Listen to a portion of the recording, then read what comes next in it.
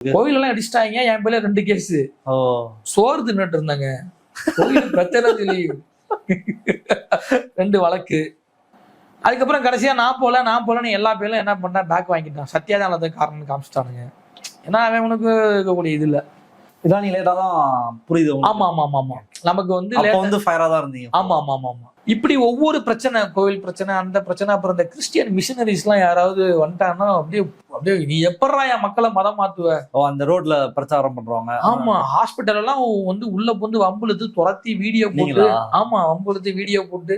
அப்புறம் இந்த மாதிரி வேற எங்கேயாவது இருந்து நமக்கு வந்து இப்ப தகவல் வந்தா நேரா போயிடுறது, பிரச்சனை பண்றது. அப்புறம் இந்த வந்து இந்த இவங்க கடைசி வரைக்கும் மக்கள் பிரச்சனையும் வரலையே, கோயில் பிரச்சனை தான். அதாங்க பாஜக வேலை, அதான் பாஜக வேலை. அப்புறம் இந்த பெந்தகோஸ்ட் ஆட்கள் இருக்காங்கல்ல, அவங்க வந்து என்னன்னா ஒரு வந்துங்க பிரைவேட் ஹாலு இல்ல அவங்களுடைய இந்த மாதிரி ஒரு சின்ன இடம் இருந்தா போதும், அதுல வச்சு பிரசங்கம் பண்ணிட்டு இருப்பாங்க.